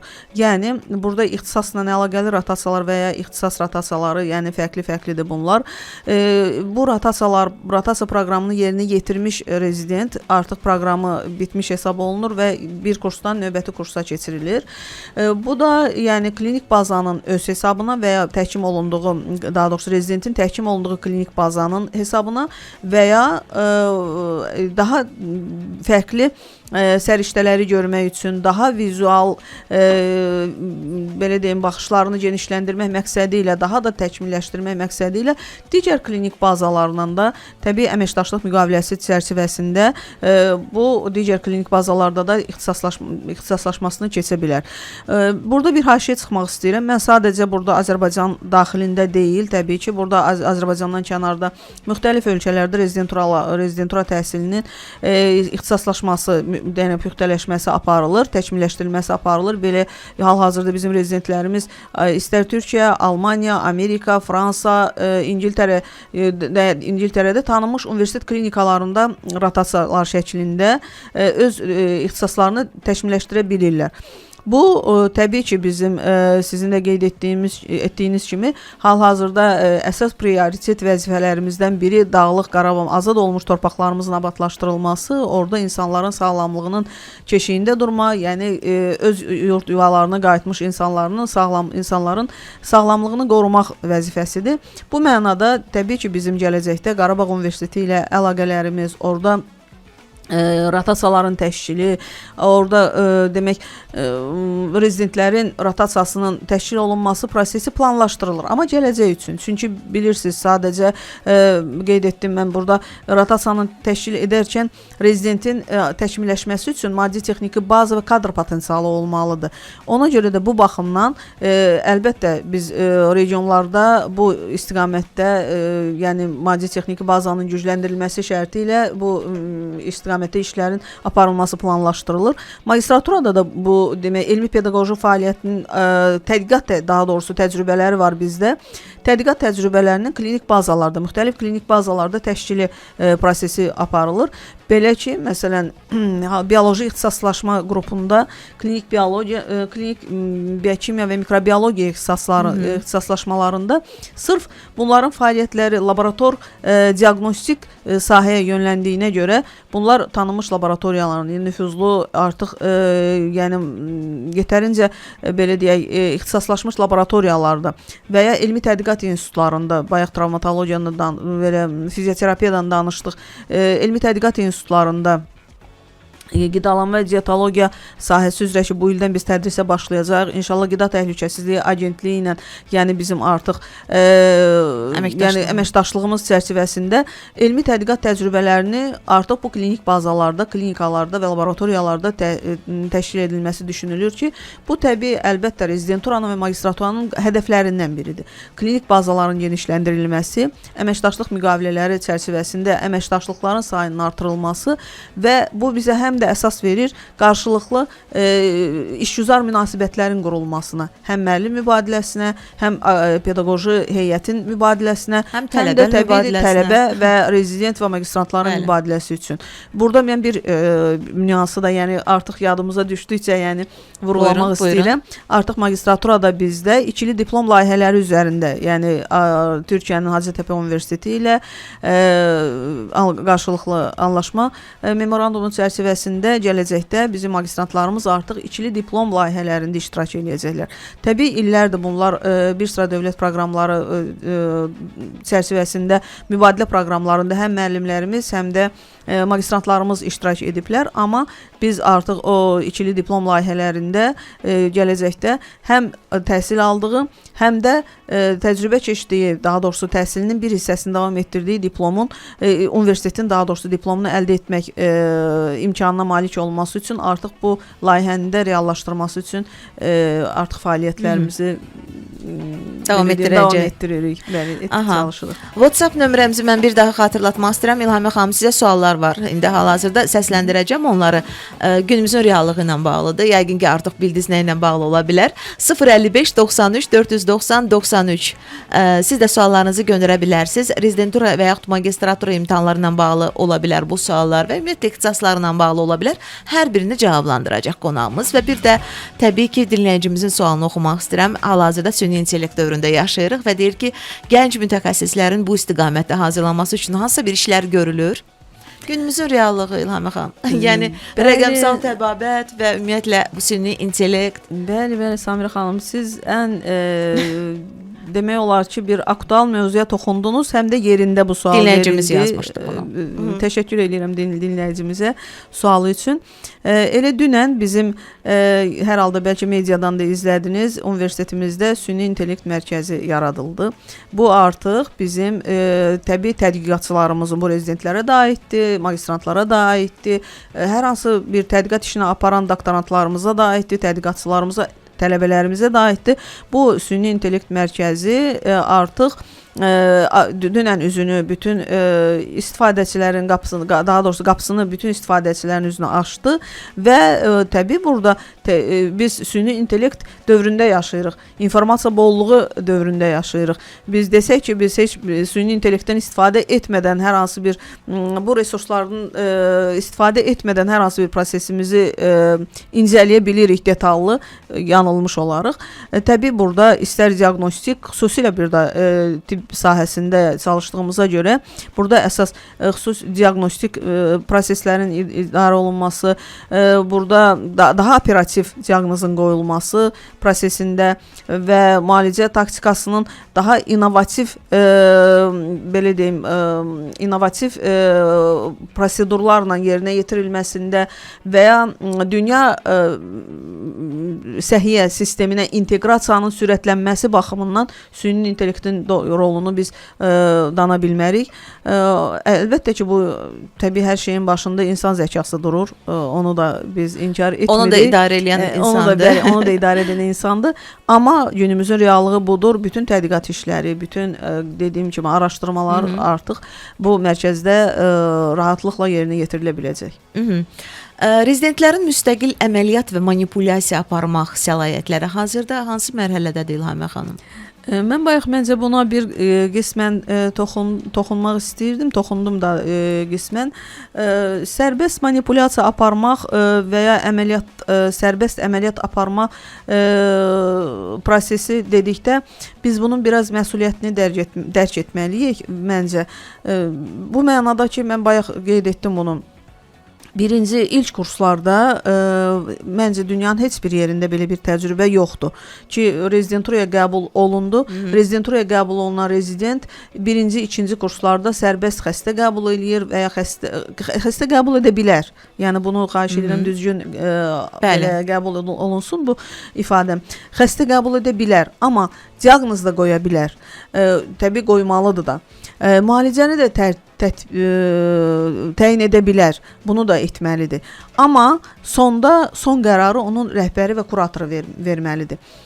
Amma sərbəst əməliyyat bu tamamilə başqa bir şeydir. Sərbəst əməliyyata buraxılma, sərbəst əməliyyat etmə kompetensiyası, bacarığı, belə deyək, səriştəsinə nə zaman icazə veriləcək məsələsi, bu məncə artıq son kursların işidir. Və bu daha doğrudur təbii ki. Son kurslarda daha doğrudur, amma yenə də təbii indiki hal-hazırda mərhələdə də, yəni hal-hazırki vəziyyətdə də assistent kimi rezidentlərimiz iştirak edirlər və çox gözəl də bunu reallaşdırırlar. Sadəcə bunların üzərində bir rəhbər, bir kurator, bir nəzarət mexanizmi olmalıdır. Məncə bu dünya təcrübəsində də bu belədir. Heç bir rezident hətta sonuncu kursda belə sərbəst əməliyyata girib xəstənin başdan ayağa əməliyyatın icrasında iştirak etmir. Bu mütləq nəzarətlə olmalıdır. Aha, bir neçə sual verəcəm. Qısa-qısa cavablandıraq. Magistratura imtahanları hər il keçirilir. Hər il Ballar keçirilir. necə hər ixtisasa görə dəyişir yenə də? Bəli. Dövlət İmtahan Mərkəzi tərəfindən keçirilir. Bunlar da ixtisasa görə ballarla müəyyənləşdirilir. Təhsil müddəti? Təhsil müddəti il yarım və 2 il müddətindədir. İl yarım demək ixtisaslar burada dissertasiyasızdır. 2 il müddətində isə dissertasiya ilə, yəni kredit sayına görə 90 və 120 kreditlik təhsil müddətləridir. Dissertasiya ilə bərabər o dissertasiya müdafiəsindən sonra diplom artıq təqdim olunur. Burada artıq ixtisas seçiminə bağlı bir şey deyil. Bu artıq konkret olaraq 1 il yarım, bir də bəli, ixtisas seçimindən asılı olaraq, ixtisasdan asılı olaraq. Anladım sizi. Belə, sual-cavab şəklində çarxımızı dinləyirik İlhamə xanım. Sonra məsləhətlərinizi artıq sonda alacağıq. Bizim gənc rezidentlərə, həm də Magistrantlarımıza. belə deyirlər də magistrantlara. Bəli, bəli. Bunların hamısına bir yəni gələcəkdə onların imkanlarının daha da genişləndirilməsi üçün hal-hazırda müəllimlərin rolunu da xüsusi vurğulayaq. Daha hansı imkanlar yaradırsınız onlar üçün və birazdan təbii ki buna toxunacağıq. Sual-cavab şəklində çarxımız ardıca Sağlam xəbər, sonra Sağlam Radioda 93 FM-də reklamların zamanı olacaq. Sağlam həyat. Dəyərli vaxtınızı dəyərli olana ayırın. Sağlam həyat. Məişət tullantılarının düzgün ayrılması niyə vacibdir? Məişət tullantılarının düzgün ayrılması, ətraf mühitin qorunması və resursların səmərəli istifadəsi üçün vacibdir. Tullantıların çeşidlənməsi təkrar emalı asanlaşdırır və onların poliqonlara düşən həcmini azaldır. Bu, həm torpağın, həm də suyun çirklənməsinin qarşısını almağa kömək edir. Eyni zamanda təhlükəli tullantıların digər məişət tullantıları ilə qarışmasının qarşısı alınır. Nəticədə həm ekoloji tarazlıq qorunur, həm də insan sağlamlığı üçün risklər azalır. Sağlam Radioda sağlam xəbər. Səhiyyə Nazirliyinin mütəxəssis eksperti terapevt Nahid Məhərrəmov immun sisteminin normal fəaliyyəti üçün sağlam və balanslı qidalanmanın vacibliyini qeyd edib. Onun sözlərinə görə immun hüceyrələrinin və anticisimlərin sintezi üçün orqanizmə kifayət qədər zülal, vitamin və mikroelement daxil olmalıdır. Liflə zəngin qidalar bağırsaq sağlamlığını dəstəkləyərək immun sisteminin tənzimlənməsinə birbaşa kömək edir. Sağlam insanlarda əlavə vitamin qəbulunun immuniteti gücləndirdiyinə dair kifayət qədər elmi sübut yoxdur. Nahid Məhərrəmovun sözlərinə görə immun sağlamlığının qorunmasında əsas amillər sağlam həyat tərzi, düzgün qidalanma, kifayət qədər yuxu və stressin idarə olunmasıdır.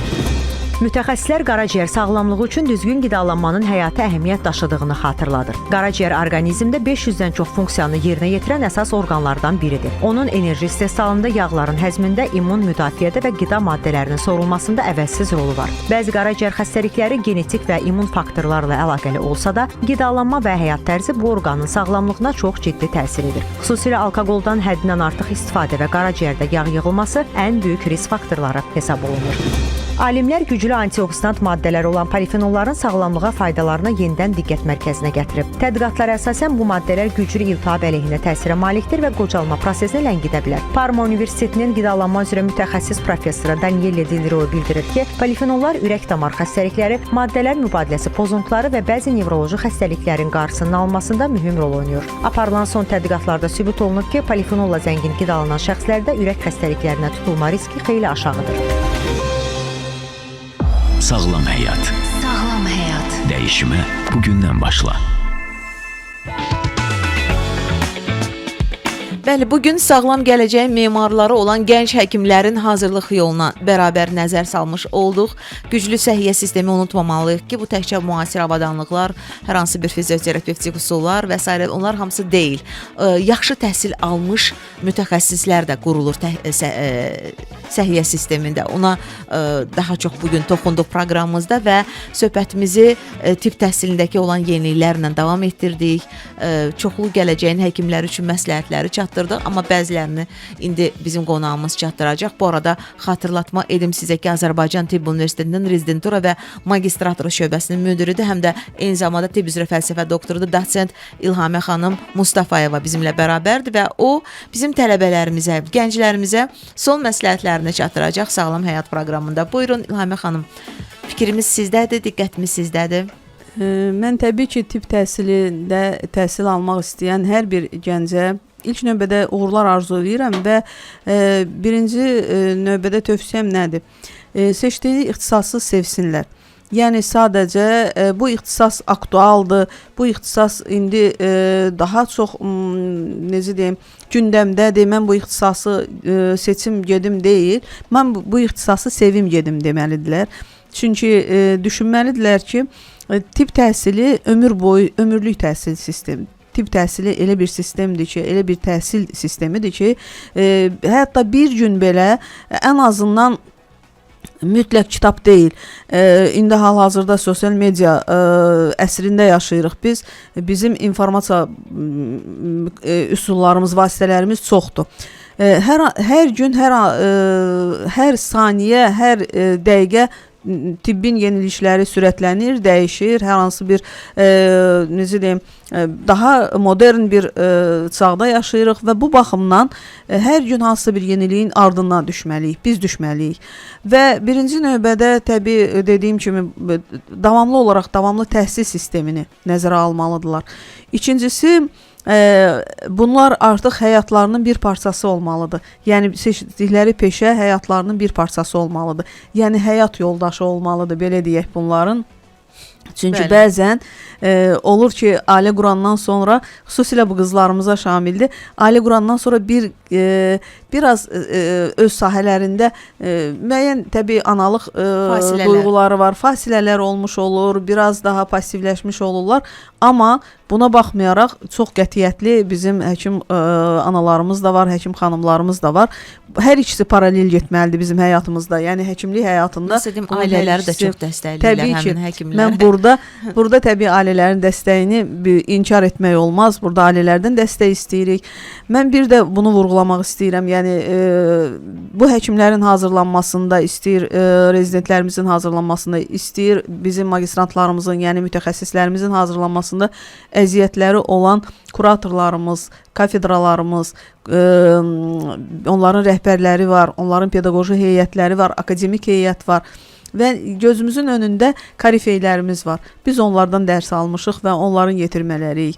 Onlara mən öz minnətdarlığımı efir fürsətindən istifadə edib onlara minnətdarlığımı bildirirəm. Həqiqətən Azərbaycan səhiyyəsi üçün çalışan bizim bir səhiyyə ordumuz, güclü səhiyyə ordusunun ağsaqqalları, korifeyləri var. Onlara minnətdarlığımı bildirirəm. Çünki onların sayəsində bizim rezidentlərimiz, magistrantlarımız, bizim mütəxəssislərimiz yetişir.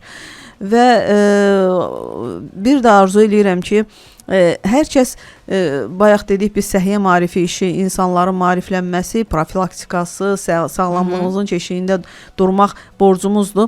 Hər kəs burada öz payına düşən kiçik bir vəzifənin öhdəsindən layiqincə gəlməyə çalışsın. Vicdan. Yəni, bəli. Yəni həkim onsuz da bu peşəni seçirsənsə, yəni tibb sahəsinə qədəm qoymusansa, bu hər iki ixtisasa aiddir. Rezidenturaya da aiddir, magistraturaya da aiddir. Artıq bu sahəyə gedirsənsə, demək sən artıq vicdanlı bir mütəxəssissən və burada sən kənara çəkilməməlisən. Səhiyyənin inkişafı üçün hər kəs əlindən gələn deyirlər, belə biz də deyirlər, əlimizi daşın altına qoymalıyıq. Həqiqətən bu sahədə əlimizi daşın altına qoymalıyıq. Çünki buna bizim xalqın ehtiyacı var, bizim əhalinin ehtiyacı var, əhalinin maariflənməsinə ehtiyac var.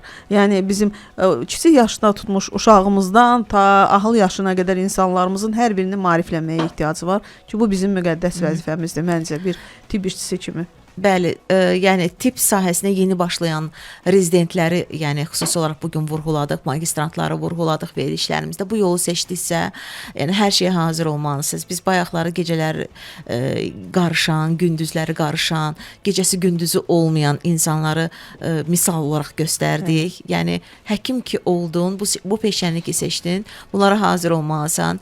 Bayaq əbəs yerə biz ailə üzvlərinə xüsusi vurğulamadıq.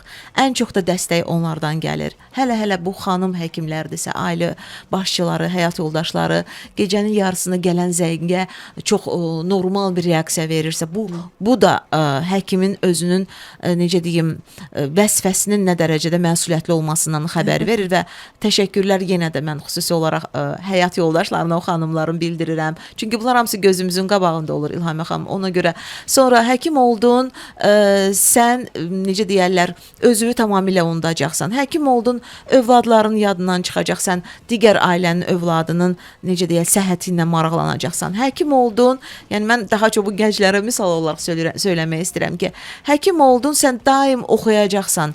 Geyiminə və yaxud da ki, hər hansı bir əşyana və yaxud da ki, məkana sərmayəvi qoymayacaqsan. Bilikləri və sərmayəni qoyacaqsan, yatıracaqsan ki, bu sənə gələcəkdə lazım olacaq. Və ən nəhayət sonda yəqin ki, İlhamə xanım siz də vurğulayacaqsınız ki, yəni məni dəstəkləyəcəksiniz o mənada ki, həkim oldunsa, yaxşı həkim oldunsa, sən gecə yatanda ürəyin, vicdanı, necə deyərlər, səsinə qulaq asacaqsansa və rahat yatacaqsansa, bu artıq sənin necə bir həkim olmağından xəbər verəcək. Çünki əgər həkim həqiqətən də yəni vicdanı rahat deyilsə, bəli.